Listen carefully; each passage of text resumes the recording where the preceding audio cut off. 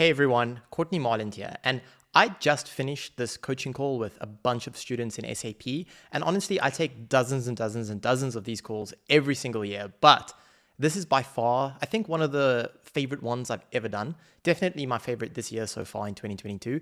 But honestly, we touch on so many really, really good topics between niche selection, appointment setting, and you actually see me in real life and in real time solve problems with other agency owners. Maybe you should do this, maybe you should do that. This is why it's not working, etc., etc. And I honestly just had so much fun on this call. I thought it would be a crime not to share it. And so with further ado, I want to give it to you. I want to share it with you over the next couple of minutes. Please watch it all the way to the end. There's so much value to unpack here. And with that being said, I'll see you in the video. How has everyone's day been? Looks like we've got a bunch of new faces on the calls today, which is cool. We don't usually see that all the time. Literally every single person's new, which is cool. Right. How has everyone's day been? Who's got some wins, some losses to share? No one's got any wins, losses. I'll share a win. I got my Dubai passport, or not passport, permanent residence approved today. So that's that. Booked my flight and started looking at the price of apartments and got a little bit of a surprise for what I was expecting, but it's fine. We'll make do when we get there. And already kind of sent a message to a bunch of people. So January is going to be a very interesting year, so to speak. Other than that, why is everyone muted? Guys, these are collab calls, not Q&As. Has no one got anything good to share? I mean, I processed 3K today in retainers. One new person joined SAP today as well. No one else got anything good? I had a great call today, actually, that went pretty well. So that's a small win. First part of the 2-call close. Got it. Did you get access to everything you needed? No, we do the second call next week. So just a good intro, beginning demo call. You excited to bring on the clients? Are they a good fit? I'm ready. Yeah, they seem to be pretty good, pretty fun, good culture. So yeah, excited to work with them. Hopefully it goes through. Good. What else? Anyone else got good news? How can you all not have any good news? I have a small one. I just booked 2 calls. Yeah. Sorry. Everyone's okay. I was gonna say I have a book call as well for today after the call, so it's like a small one. Yeah. Henry, 2 calls. Yeah, man. 1 call. Henry, where did your calls come from? Cold calling. I just realized that if I just make the ask for a short 10-minute call, intro call, they're a lot more willing. So I tried on the last 2, so it's still not really fully tested out. But I just said, I don't want to take too much of your time. Can I have 10 minutes to talk more about your business, see if it works, if it makes sense or whatever? And they said, yeah, no problem. Like, it was very easy. I'm surprised. So cool. Make sure that with the first call, it's pretty much just a setup for the second call. I think a lot of people forget this whole thing of like, the point of ads or calls is to sell the meeting. So like when you do outreach or ads, the point of that is to sell the meeting. The point of the meeting is to sell the service. And the point of the service is to sell you, right? I think a lot of people cross their wires there. Cool. Well, that's our wins for the day. Who's got questions for me or problems? I have a couple questions. Yep. So the first one is about, I just want to show you how I'm scripting my videos to see if you think it's fine like that, or do you have if you would recommend a different way of doing it, I guess. So can I share my screen? Yep. Yeah, okay.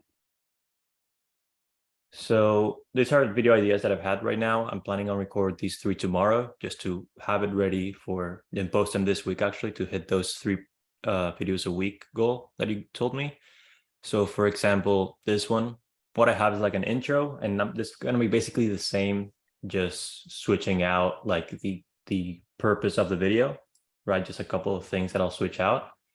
And then I just have sections for each video, right? So what makes a good ad, using Facebook's targeting and getting people's information at scale. And then like an outro that it's basically the same over time. Like, do you think this process is fine? And I'll just basically read through this as I'm doing the video. I think it's very good. I just know that this is a lot of work to put together. And the key here with YouTube is to do it consistently. for months, right? And so the advice that I've just been giving a lot of people now, especially because I deal with this question every day at GrowthTube now, is you have to make videos frictionless.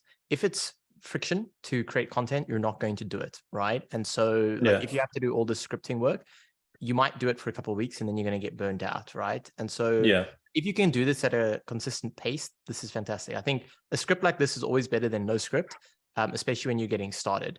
I recorded a YouTube video today and I can show you the script that I used for it. But also I think it's important to keep in mind the way you're going to do the video. So if you do a video like this, what is your vision for how it's going to look? Are you just going to sit and talk to the camera? So it's going to depend on what I'm talking about. So for the intro, it's going to be me on the camera. For here, it's going to be me as well. Or I'm between either making a quick presentation, but again, that's adding more friction to it, right? Or just talking to the camera. So I'll probably just talk to the camera. For this, I'll share my screen. I pointed this out here. I'll share my screen and just show Facebook the back end and just talk through that. Here as well, just showing them how to set up the lead ads and all that, and maybe showing them the back end of our systems. And then for here, I'll also share my screen. So the beginning will be me talking. The second part will be sharing the screen and showing everything. I think that's fine. The key driving lesson I have learned from this is just like people have the attention of a goldfish. So you always have to have something going on, right? So if your intention is just to sit down and talk to the camera a lot, then your editors have to be very busy doing text or stuff to the video. And since I think you're editing it yourself, I don't know if you have editors or not. I'm not going to hire anyone. So so that's like now more work, right? Because now you have to edit it. And so the secret hack to fixing this problem is to try and use a Figma or Miro board or something where you are drawing diagrams or just drawing something as you explain, because what it's doing is it creates less editing because it's creating movement as you go, right? So you'll see almost every single one of my videos moving forward is going to be a very simple format. It's going to be me looking at the camera for like 15 seconds with a hook and an intro for what I am doing. And then it's going to be jumping into either a screen share or a Miro or a Figma or something, or a Monday board, simply because I can create attention without having to invest a whole lot on the editing and all that crap. And then after that, it will go back to the camera for just an outro. Very, very simple format. And the reason I'm doing that now, because if you look at my videos previously, it was what you had here. Where it was fancy editing and text and blah, blah, blah. It's just too much friction. Like I just couldn't do it for long enough over a sustained period. Yeah. The goal is just that the editing only needs to be me cutting up the parts where I'm not talking, right? Or maybe if I say something wrong, just cut that up and that's it. Right. So yeah, I'll just add a Figma board to like this part as well. And that's it. Cool. Okay. Yeah. So that's my first question. Thanks for that. The second one was, how do I decide on just one active and one passive platform, right? I mean, I was thinking about between Facebook and LinkedIn and cold calling and YouTube and all that, right? I mean, so far cold calling is definitely the winner. I'm going to stop you because I'm going to choose for you because we've been going backwards and forwards. So your active is cold calling and your passive is YouTube. Done. Okay, so I should not do anything with LinkedIn or anything. I mean, I shouldn't post my YouTube videos on LinkedIn and on Facebook or anything. No. Do YouTube Shorts.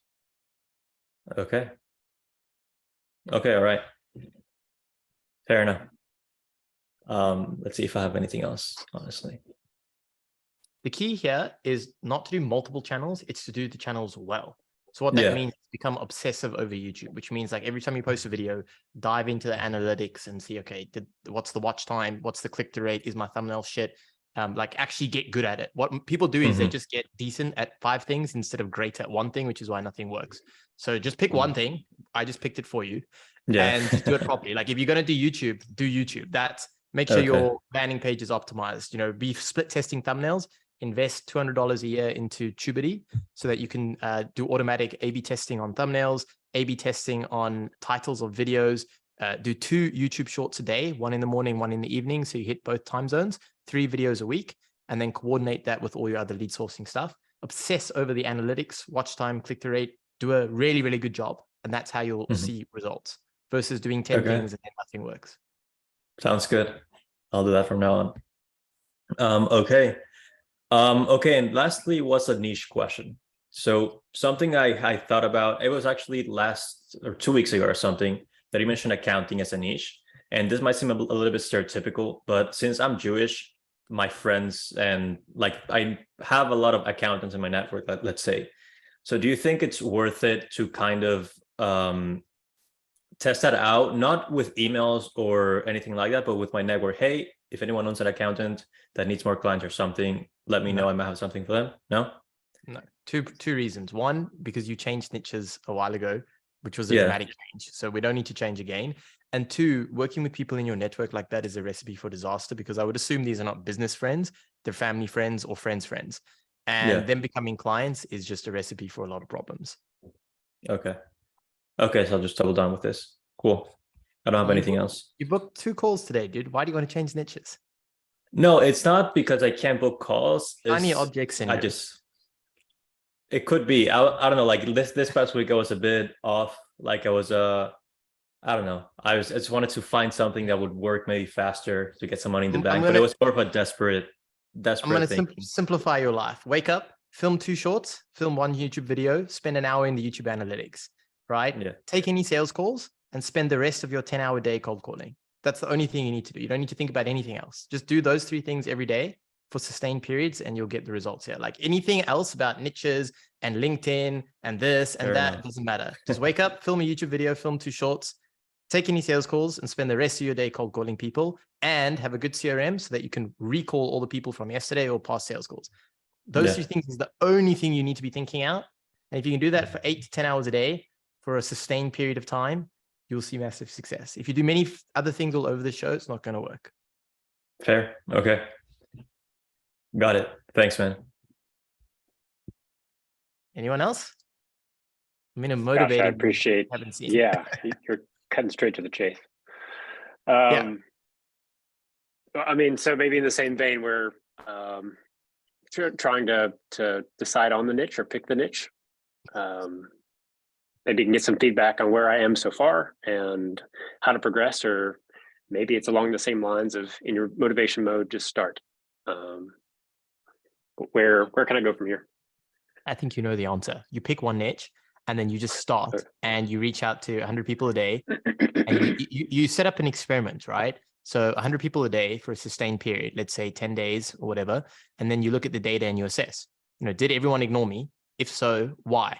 Either the niche was the wrong niche or the messaging was wrong or my profile or whatever I'm presenting is wrong. So we dissect the problem when we have data and then we iterate from there. We either change the niche, we change the messaging, or we change the profile, and then we jump to the next one.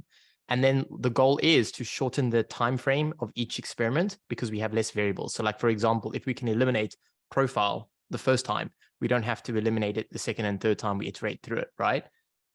So we can eliminate variables, which means you can go quicker and quicker and quicker. But if we're in this process of consistently, should we do this? Should we do that niche? Should we do this? Instead of just running, then we never get anywhere, because the only way to answer a lot of these questions is where's a spreadsheet or Monday board of something with actual data. Like I reached out to 100 of these people and none of them ignored me, or all of them ignored me, or one of them booked a call and now I made a 3K sale. And so obviously I should keep doing this. Right. And also because then what happens is the main thing that happens here is you're facing a mindset issue because you're hesitant, right? And that hesitancy is holding you back. Whereas when you have data, it's no longer a hesitancy problem. It's a problem solving issue, which is just like, okay, it's not working, but at least I have something to work with. So why is it not working? Whereas now it's kind of like you're staring into the abyss, which is it causes a lot of anxiety because everything's up in the air.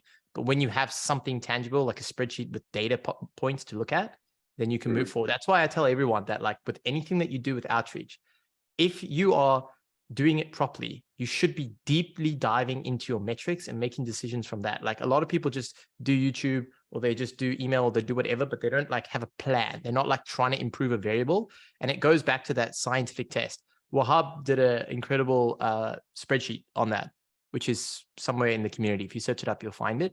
And I think there's a video recording with that as well that breaks down that process. But if you just apply that over and over and over and over again to the same problem, you arrive at the solution, right? And what happens is just as you do more of it, you just get more experience, so you make less mistakes. That's all this is. Everything is just about making less mistakes because you gain experience, but you don't ever do that if you don't start. So with you, it's simply just pick one and then just set up an experiment and then just do it. Just curiosity, what are the niches you've told others to avoid?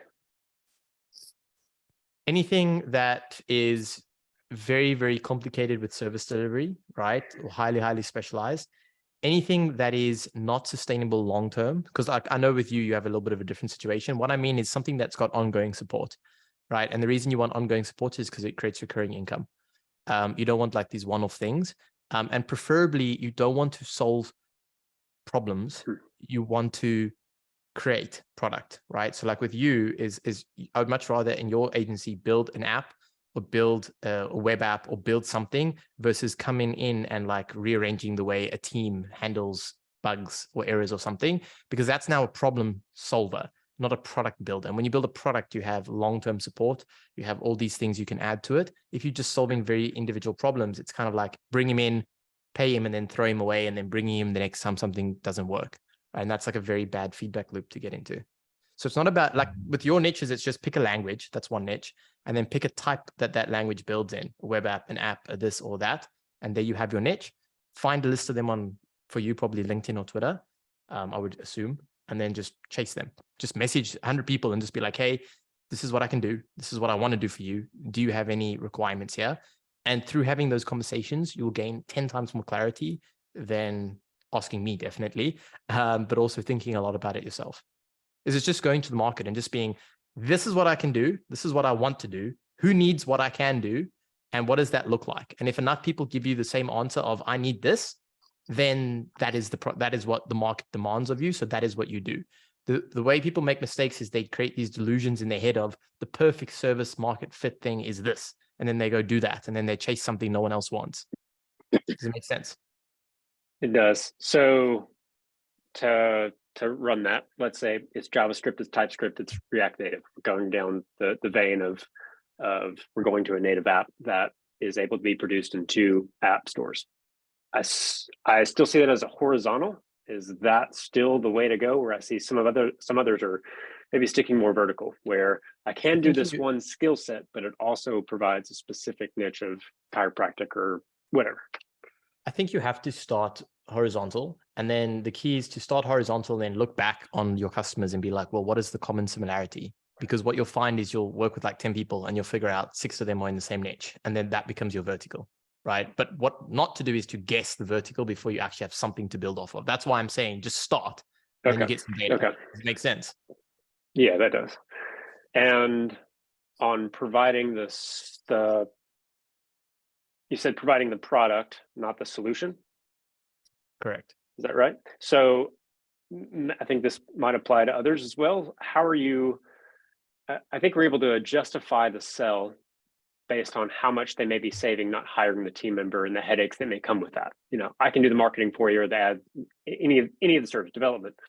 How is that? How do you keep from that work being internalized by the company you're selling? Well, you compete on price and you compete on outcome. Like the problem with hiring someone full time is you have to do something with them after they finish the project, which is usually a very pain in the ass. Secondly, also hiring talent internally is way more expensive, especially in the US, because you have all this extra complexity. You got medical aid, you got this, you got all these things.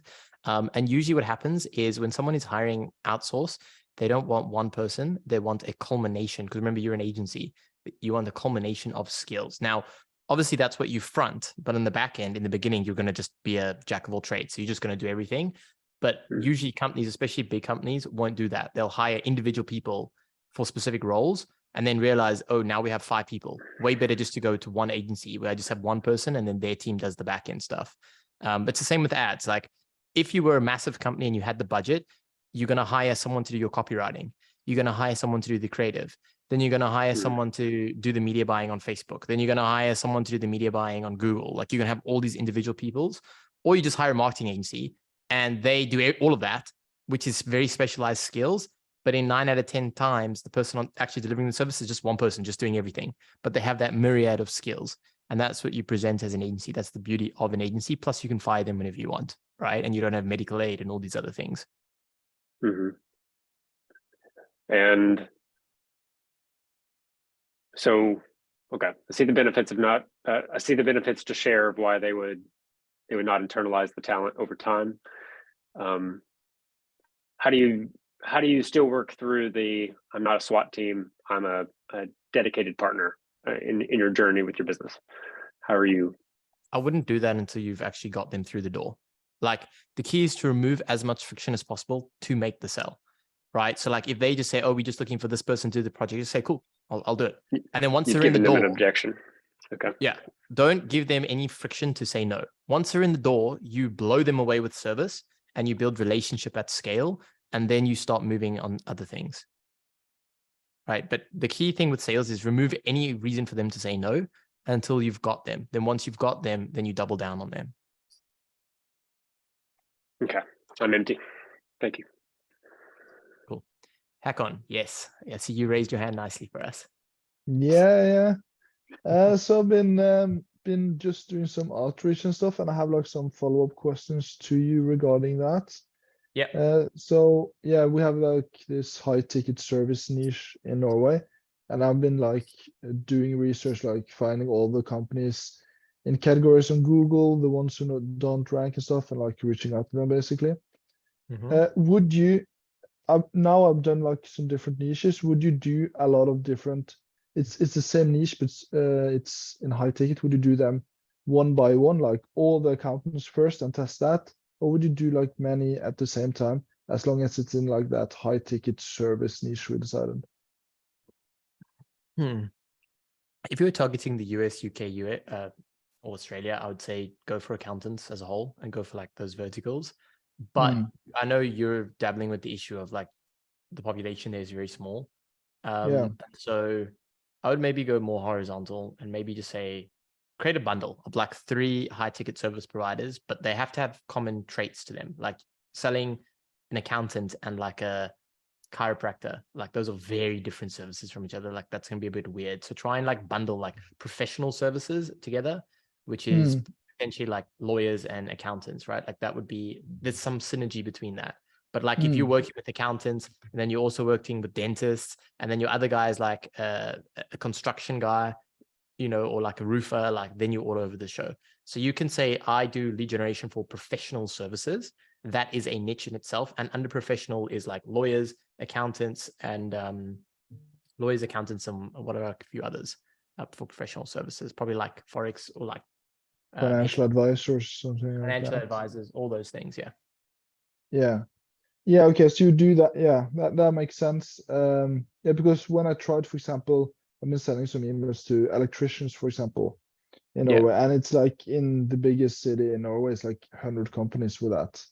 At least the ones I found on Google, so it's like very small compared to the other. But you would still then test different bundles. So for example, have one email campaign going out to professional services, one going out to home service businesses, for example, and test both of them? Or would you at the same time, just to see which one you get the best responses from? Or would you just do test one, see, test next one? Honestly, I have a very unpopular opinion on this, which I know no one likes hearing, but every time I say it and people actually do it, which most people don't do it, but when they do it, they always get results. Forget about the email campaigns until you have a proof of result.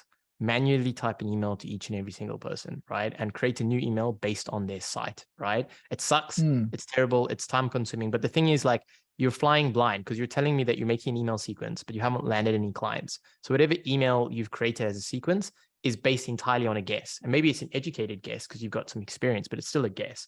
Whereas if you email 100 people and you type a custom email to each and every business based on a quick scan through their site, something personal, something contextual to what they want, and then you will actually get results. Then what you do is you look back on what worked and what didn't. And what you will always find is there will be a pattern that's emerged between what succeeded and what didn't. And then you take that pattern and you turn it into a template. And then you are now running with a template that is made up of successful ingredients, not made up of imagination, right? And that's why you achieve way quicker results.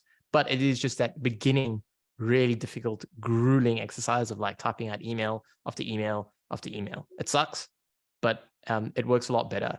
I've said this many times, but automation, and when I say automation, I mean VAs and I mean softwares like Lemlist and these things, they are a multiplier. They're not an additional subtraction. And a multiplier makes everything either exponentially better or exponentially worse. So if you have a crap email template and you multiply it through automation, softwares, or VAs, it's just going to be more of something bad, right? But if you have something good and you multiply it, it will be more of something good. But most people don't know if they have something good or bad. They just running there with like an empty black box, and then they try and multiply it. And what happens when you multiply it is you introduce a bunch of other variables that you can blame. So like when you multiply it, you can blame things like, oh, the problem is lemlist's got low deliverability because I'm using the same subject line, like it's going into spam. Or, you know, I didn't set up the DKIM settings on the email deliverability properly. So now that's a mess. Or like, oh, you know, ActiveCampaign is not as good as emails as like this tool. And like you've introduced all of these variables that now create cover for like, yeah, dude, you just didn't do the work. Like you just went to a tool to make it easy for yourself. Whereas if you sit, like every single person I know who does email outreach at scale, they literally like their Gmail inbox is like highly organized. They've got like their labels on the left, and they start with campaigns using like simple Gmail labels, and that's how they like manage all their stuff. And the moment they hit a winning secret sauce, then they go to tools like Lemlist and other things to scale what's working, not to make something work in the first place. Does that make sense? Yeah, it does. I kind of do like a mix of those. I go actually into each of their websites now, like personally check it out, find the testimonials or the stories and write about that. But I do it mostly like 1 or 2 first sentences around that. And then I have like a script I got from Michael, or where I go into like basically my local business and telling them I have a local business, I can help you with the same. So it's kind of personalized because you get direct like information from the website, and then you have like a basic one at the end. And I do all the labels in Gmails and stuff like that, but I just send it out with Lemlist because yeah, it's easy to upload there, or not Lemlist, but instantly. And then I have like one basic follow-up that's like, hey, was this of interest? So do you follow me on Twitter? No, I don't think so. Oof, that's a red card, dude. That's a red card. I didn't know you were there too. No, the reason why I ask is because I recently shared this resource, right, which I think might help you. So it's pretty much like my belief on like cold email that I've kind of like perfected over time, right? So I can send this link in the chat if you want, and you can watch the Loom, which explains this all in depth. But pretty much this is the structure that I would use to write an email. And these are like some fundamentals that I think everyone forgets when it comes to actually like doing this properly, right? So like if you look at my structure, the email that you just described to me is the emails that I know don't work, which is basically along the lines of like, hey, I noticed your business online, blah, blah, blah. You don't have a Facebook pixel, you're not running ads and your competitors are. I help local businesses, like please book a call so I can sell you my shit, right? Like a version of that, just nicely wordsmithed, right? Now, this is what I've seen work very well, which is like, okay, cool. Just like you introduce yourself very quickly. And if you watch the Loom, I actually go over like an example of this, but it's like, hey, my name's Courtne. I made this Loom because I love local businesses and I don't want to see you die in the next 6 months. Make it feel like this only relates to them. I only work with specific type of local businesses, and I'm not sure if it's you yet, but I think it is based on my analysis, right? And the reason you want to do that is because what happens is this needs to happen in the first either 3 sentences, or if you do this as a cold Loom, because there's 2 options, it needs to be in the first like 10 seconds, right? Because that's like make it or break it with email. Like your first 3 sentences, like if it's crap, like no one reads the rest of it, right? And arguably these 2 things should be like summarized in your subject line even. And pretty much what you want to do here is you want to create curiosity, because you want to make it feel like this might not be for them, but later on, you know that it is for them. Like there's a way you structure this where it definitely is for them. And as soon as they realize that, suddenly in their minds, they think, oh, wait, this must be for me. So they feel that like that pressure. Then explain the outcome that your service generates, which should be in line with the outcomes they desire, right? Which requires having some knowledge on them. So like, for example, I don't know anything about accountants or like how they do their sales stuff or like whatever. But like if you take an e-com agency, what do they want? They want higher ROAS and they want higher ad spend with ROAS maintained the same, right? Accountants probably have a flow that they want people in. Like how do accountants sell to people? One of the ways I know accountants sell is they want their previous tax return so they can identify any black holes, like any improvements they could have made that would have saved them a lot of money on tax. Because they sell to businesses the same way we sell, is they audit, create solutions, and then to call close them, right? Like accountants at a high level. I know that's how they operate. I don't know about like random ones, but like at a high level, that's, so you have to understand the sales process, because then when you understand the sales process, you can create the right outcome. So like if you send an email saying, hey, I can grow your business, like that's not going to work. But if you send an email to an accountant along the lines of, hey, I can feed you 5 to 10 leads per day with their company account so that you can audit them, identify loopholes in tax, and create better solutions for them. That is going to way outperform anything else because it's actual knowledge of like what they actually want, right? Just as a basic example. Then you reverse the risk onto yourself before they click off. So very quickly, you say something along the lines of like, you know, no results, no pay, something like that. Throw rocks at your competition. Again, this requires you to actually have a little bit of knowledge on like the competition. That's also important. Then you quickly just explain who you are, why you started this, which is important. And this is like coming back to that competitive advantage thing I said for you. And then CTA.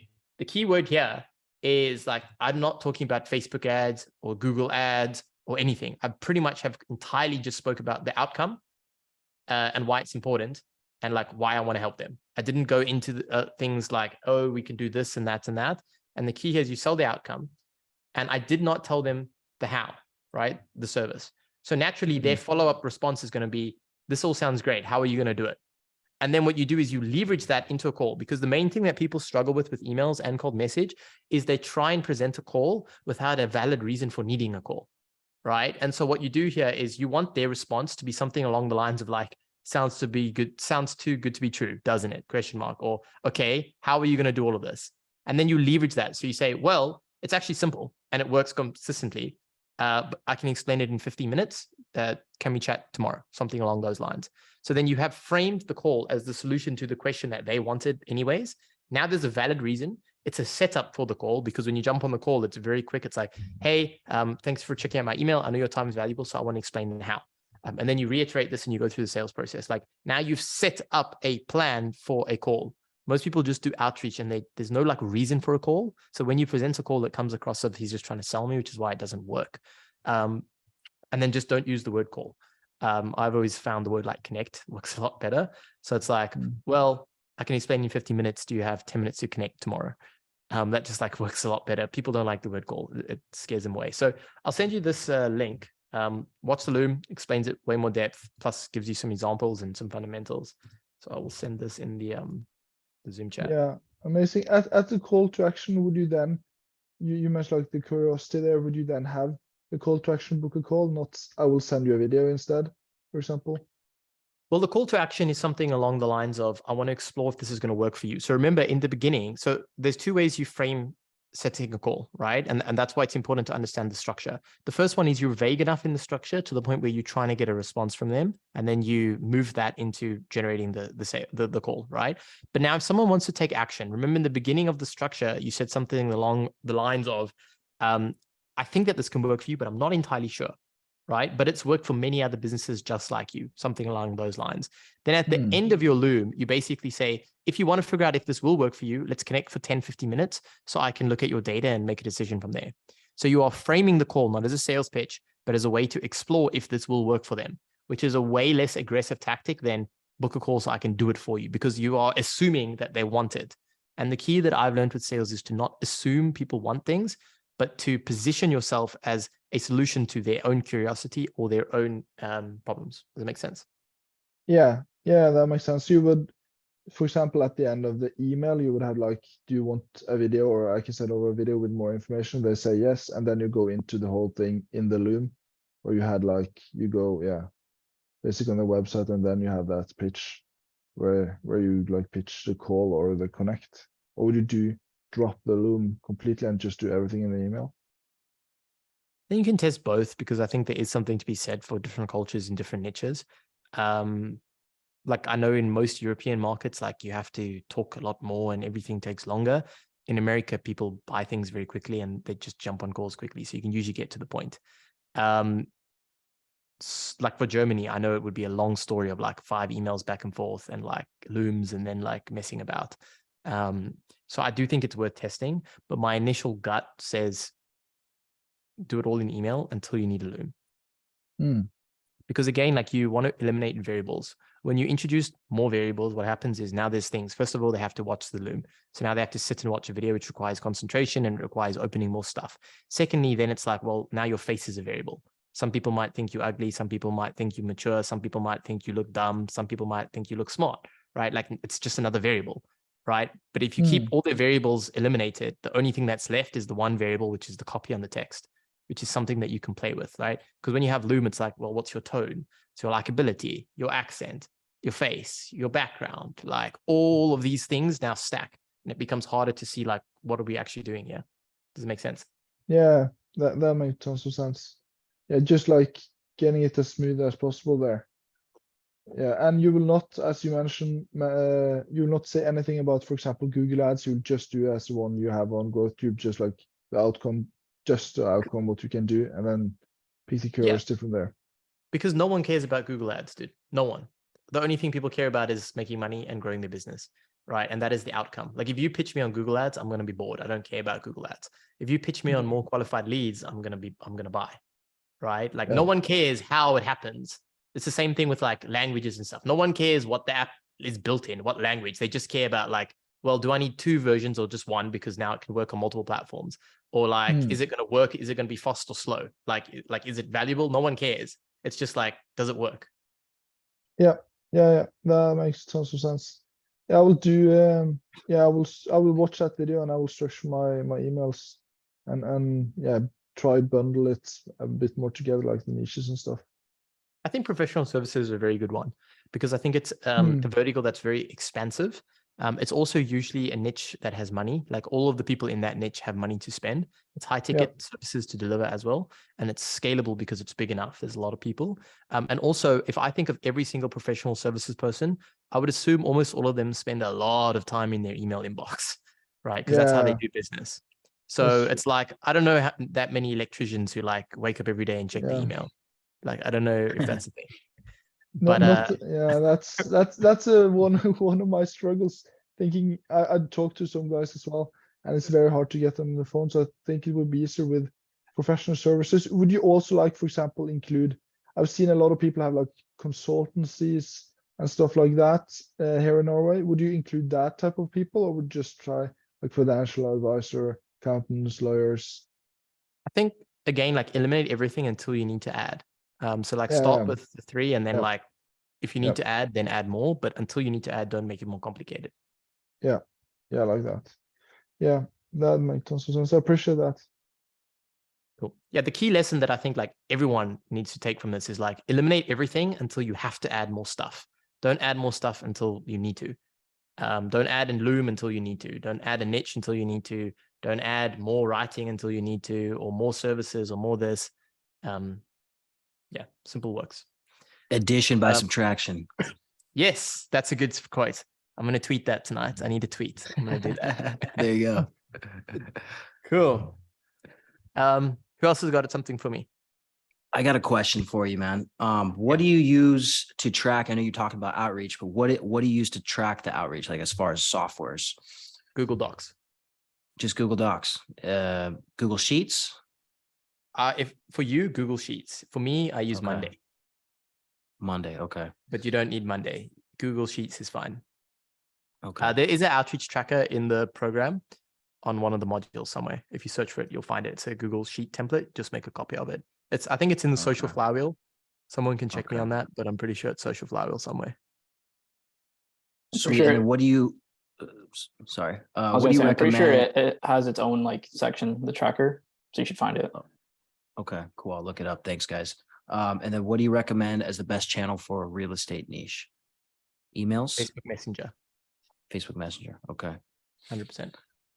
Cool. Facebook profile, Facebook Social Flywheel, and Facebook Messenger for real estate usually tends to work really, really well, provided you have a good profile. So like the key thing that people make mistakes of here is they make their entire profile along the lines of like agency. Like the worst thing you can do is like put something on your profile like, I help real estate agents do this and this, right? Because like whenever someone sees that, it's like, cool, this guy's going to sell me something. So they don't accept friend requests. They don't like engage. But if you make your profile something along the lines of like a real estate nerd since 01 or 02 or something like that, right? And you like make your profile look like this is just someone who's either an agent themselves or super passionate about the niche, your results will go way higher, right? Yeah. Sweet. I would dabble with Instagram as well. I look at those two platforms as the same thing. Like Facebook and Instagram might as well be the same thing. So I would like dabble with both of them, but in combination, that does really, really well. Unless you do the old school stuff like cold calling or something. But I think start with Facebook and Instagram. And then how about for a passive channel?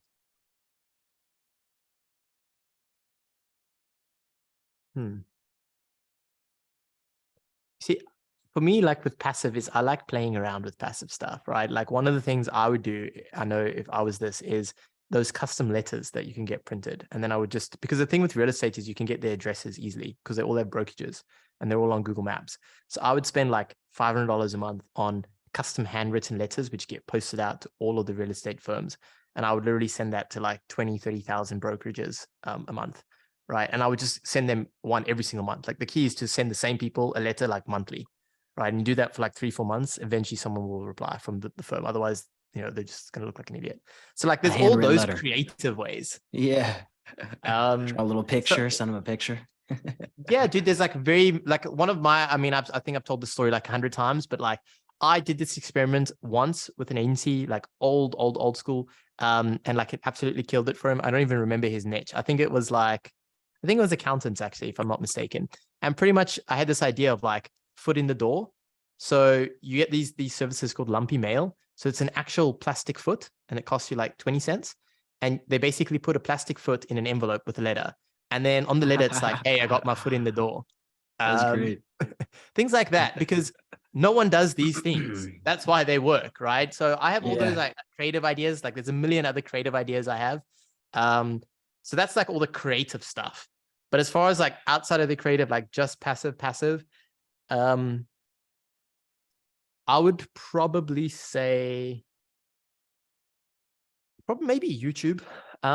Again, like I'm not that much into real estate, so I think it's important that you do the reverse engineering through Service Alchemy. So make a list of your top 10, 20 influencers and figure out where they spend their time. If they spend all their time on YouTube, then the answer is YouTube. If all of them spend their entire life on Twitter, then the answer is Twitter, right? I don't know that much about real estate to like make a decision on it, but that's just my initial hunches. Yeah. I know you said e-commerce is mainly on YouTube, so that's good. Thank you. Mine was a quick one about my offer here. Yeah. So I'd already started outreach basically. Only did 75 today. Didn't do 100, but did 75 on Instagram so far. Slacking. Yeah, I know. But basically, since I changed my niche to Amazon FBA owners and things like that. So basically, the offer is just PPC, copywriting, and TikTok.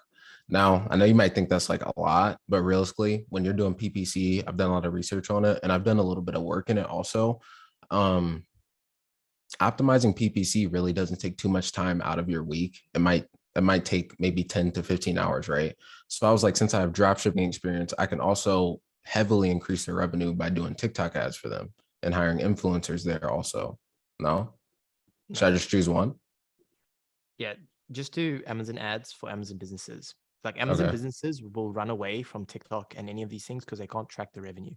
So it's like, hey, I spent $5,000 on ads, but like, because there's no pixel on a Amazon store, you can't track the revenue. So no one is going to hire outside people for that. With Amazon, I can already tell you your offer is not going to hold up because it's not specific enough. Like PPC is not specific. Like I've worked with dozens of like Amazon. Did you message Miguel? Oh, Miguel? Oh yeah. Did you message him? Yeah. Okay. I'd encourage you to just have like a really strong chat with him and just ask for his agency website and like his 3 competitors, and he'll send you to their agencies.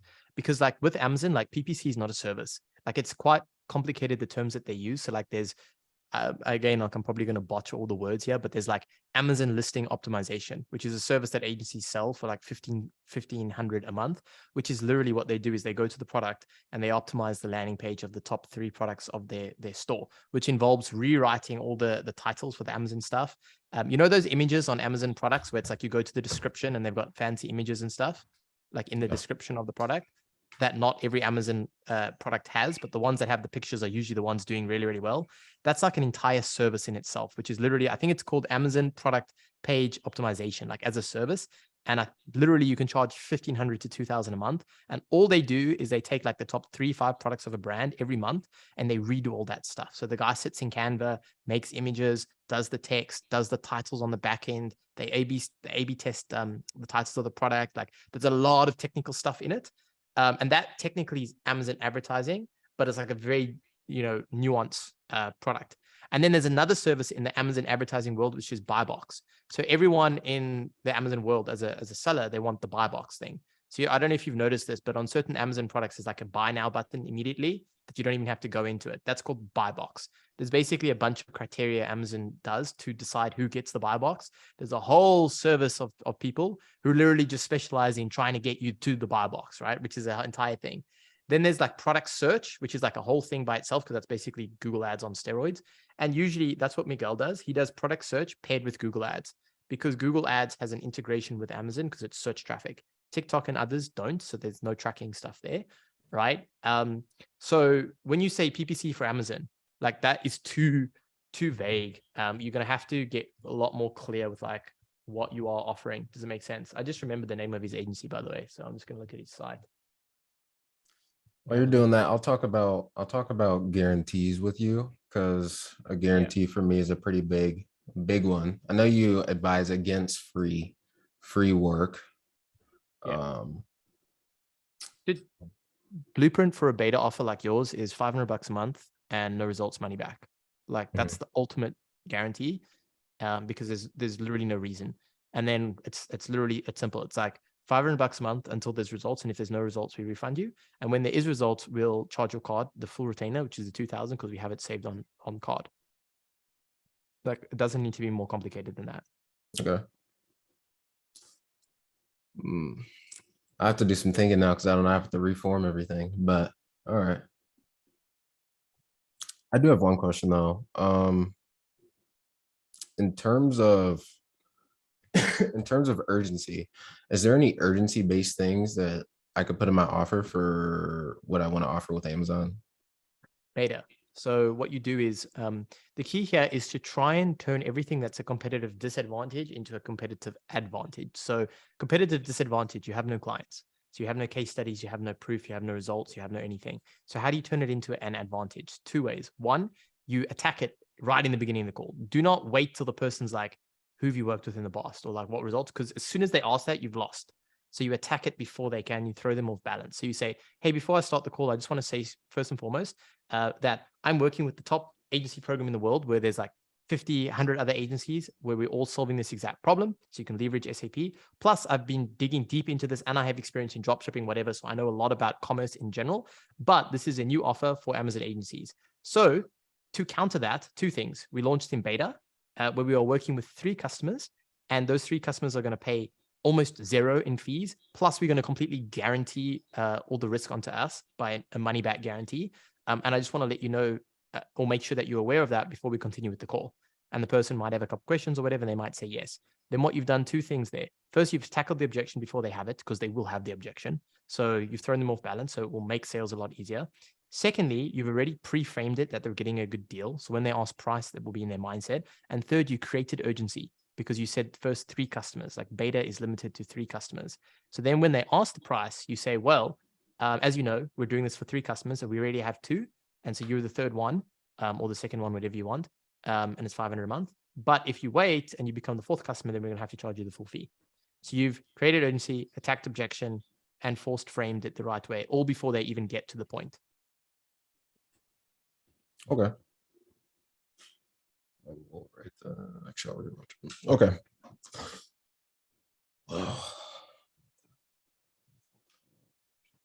If I was you, I would have a look at 2 agencies, PPC Room, which is Miguel's, and then the other one is Better AMS. A very good friend of mine runs that agency. They literally do about 12 mil a year. So they do well over 7 figures a month. Cash collected. You say better AMS or beta? Yes, Better AMS. So AMS stands for, what does AMS stand for? again, like this is the thing with Amazon. Like it's one of those weird niches where there's like so much terminology that I'm just like starting to learn it.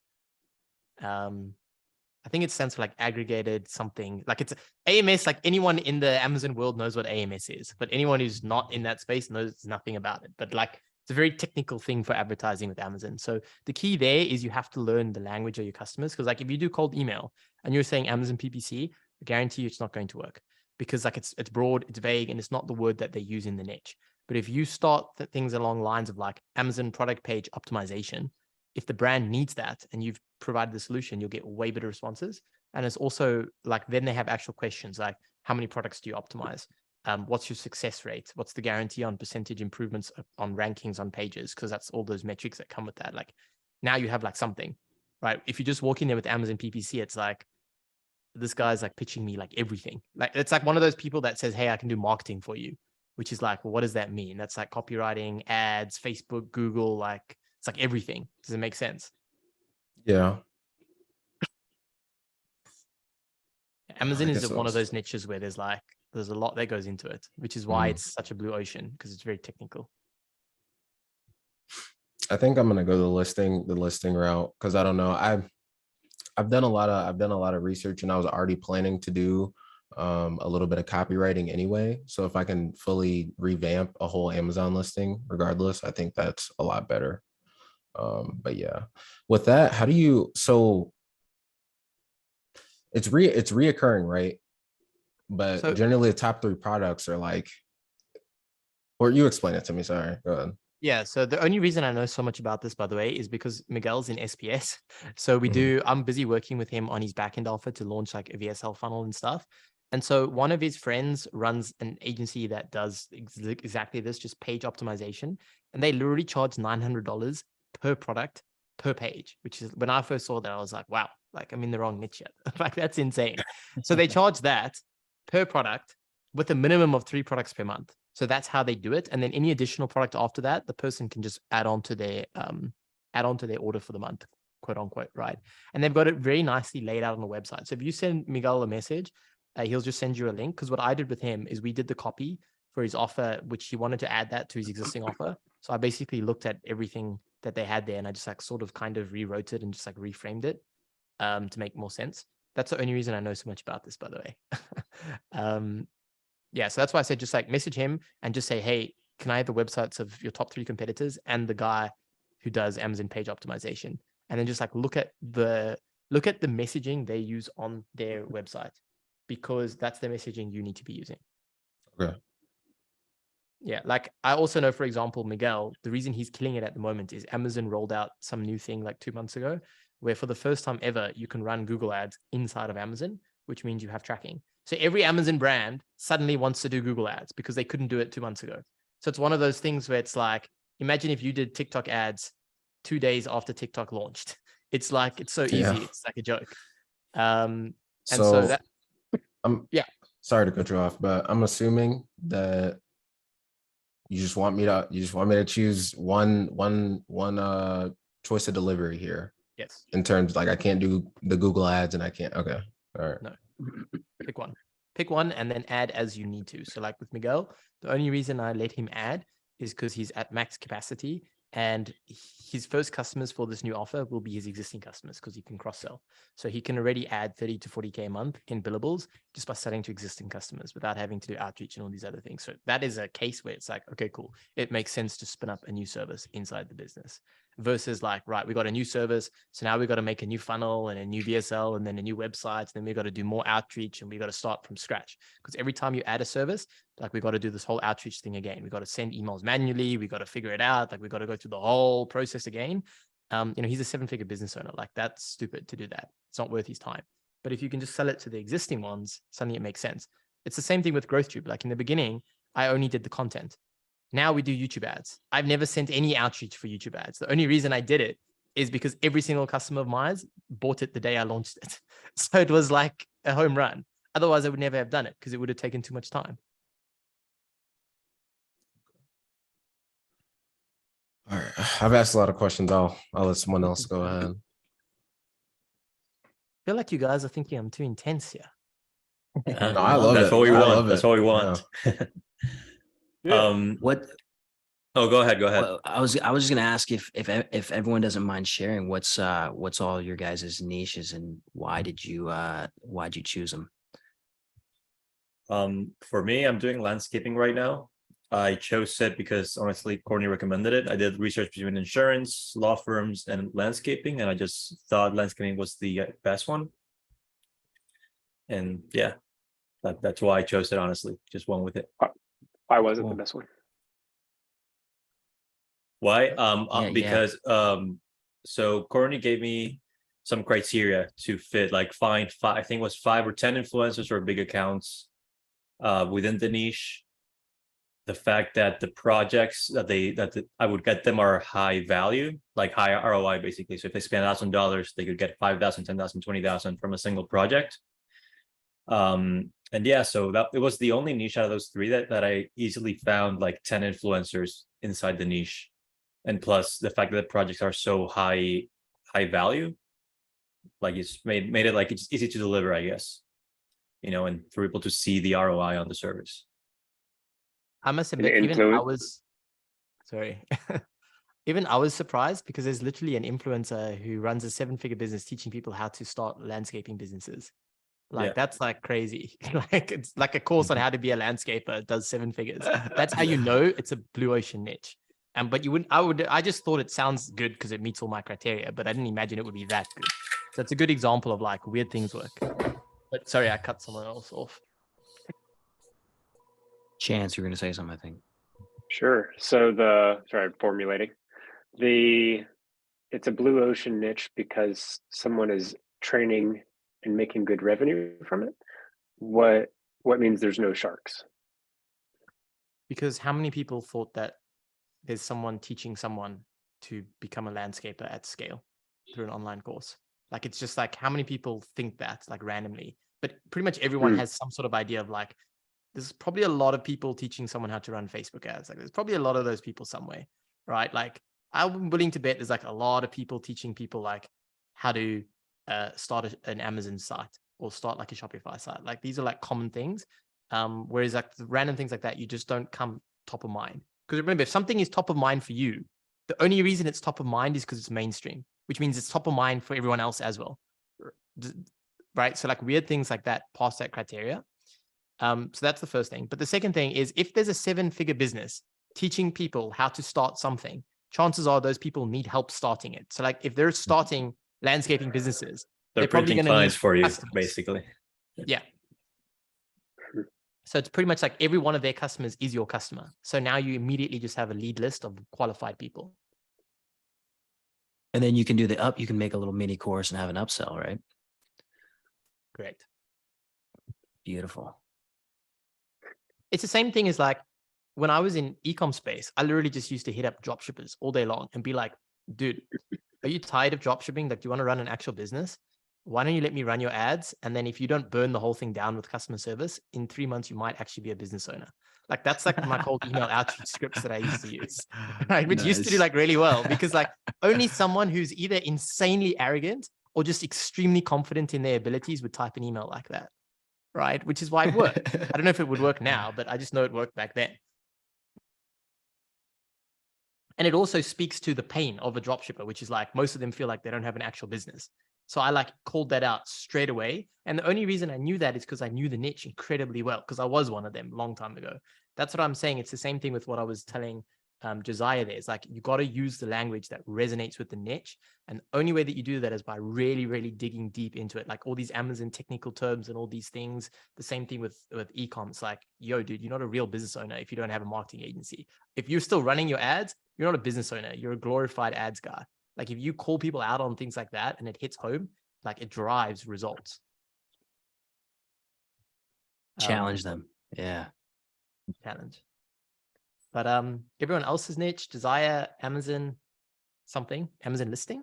So for now, and then we'll have real estate and hack on professional services, I think.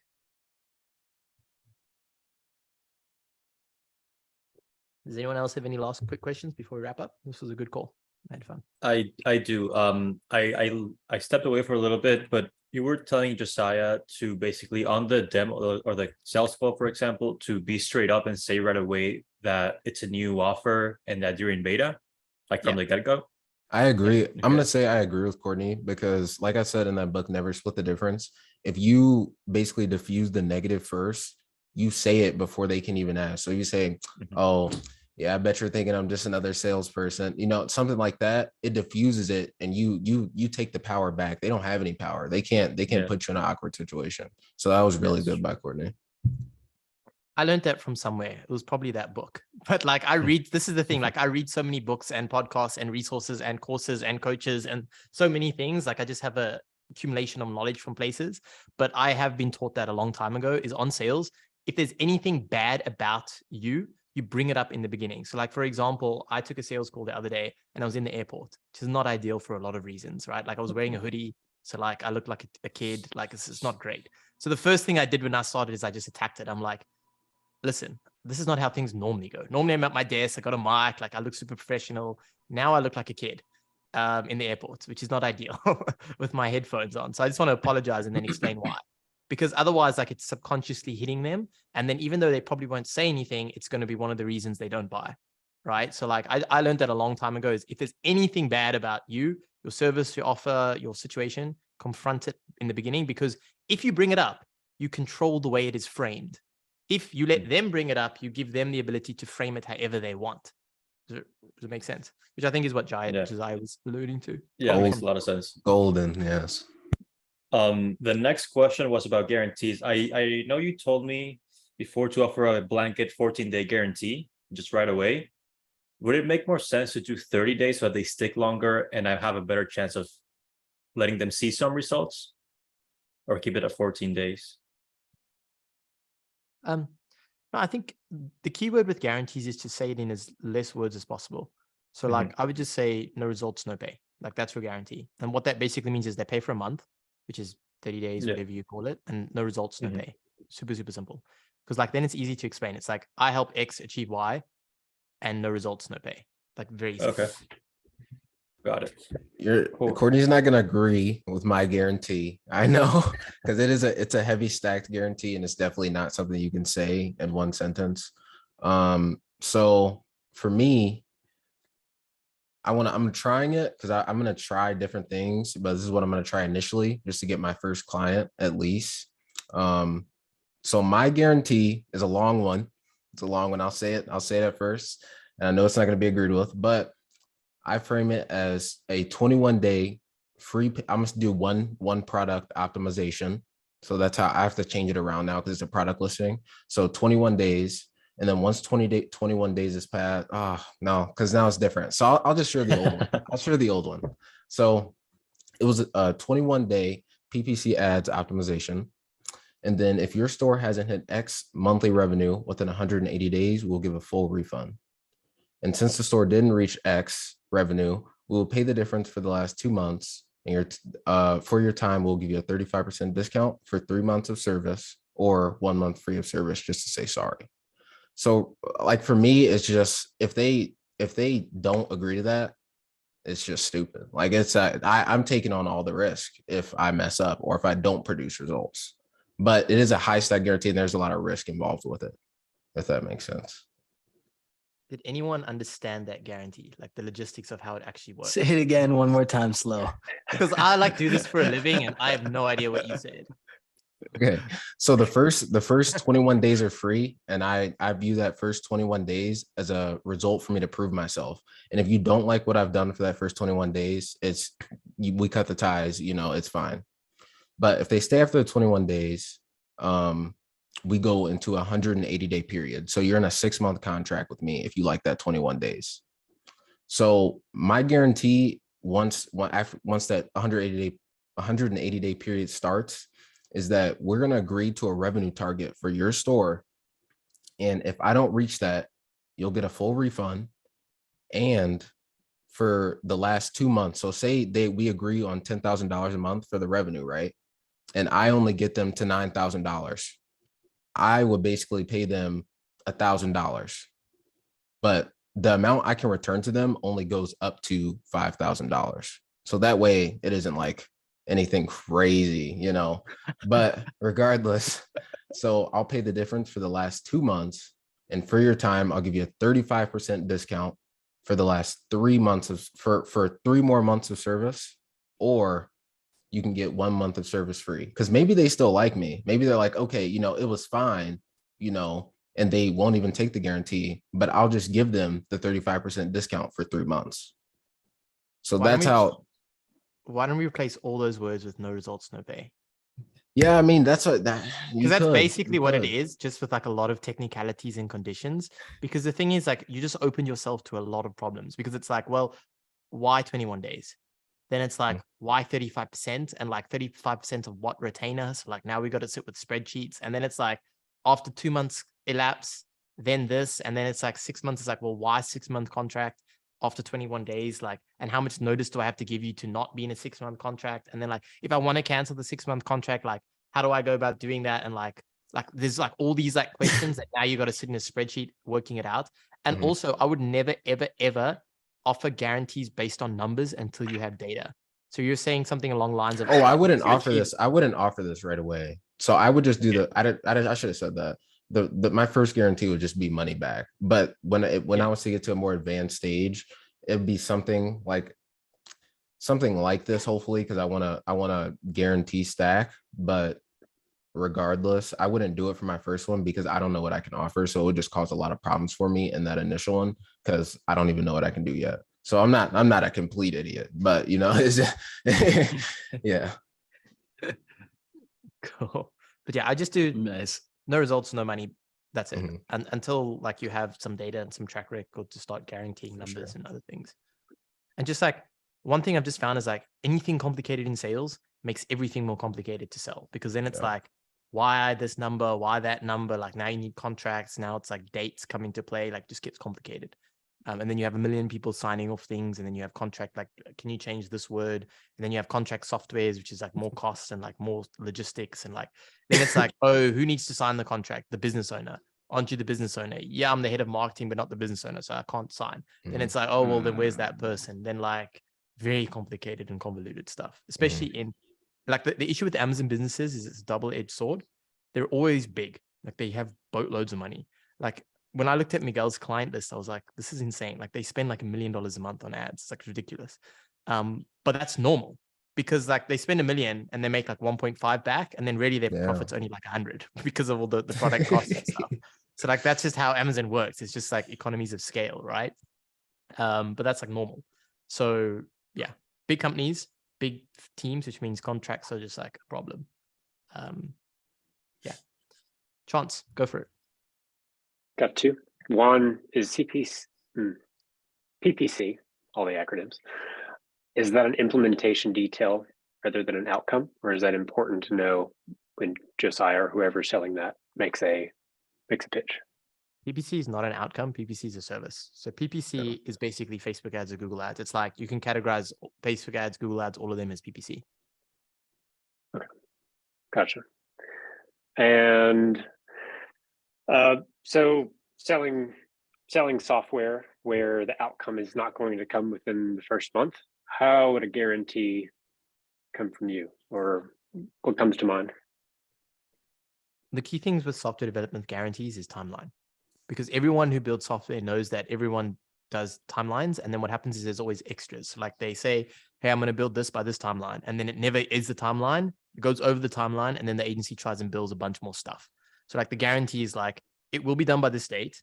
And if it's overdue for factors outside of our control, we're not going to charge you more for an extra week of work or whatever we have to do on it.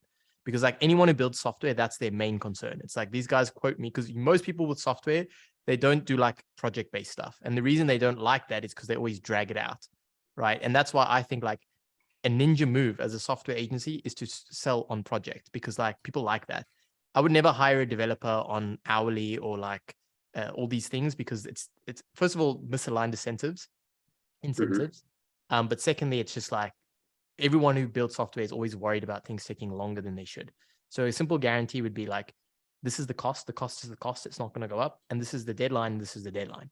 If we miss it for a little days outside of our control, that's on us, not you. That to me is the strongest form of guarantee you can give. because Yeah, you you obviously did- can't guarantee an outcome of the software. You can just guarantee that it meets all of their scoping criteria that they've scoped out. So it meets the scope, it meets the deadline, and it meets the cost. Like anything more complicated than that is like complicated. Cheers, JKB. Mm. Have a good one. I'm good. This is good. Henry, last one, then we'll wrap up. Yeah, so this is a technical question, but it should be quick. It's for Monday. So I finally got my Mercury account. They just accepted me.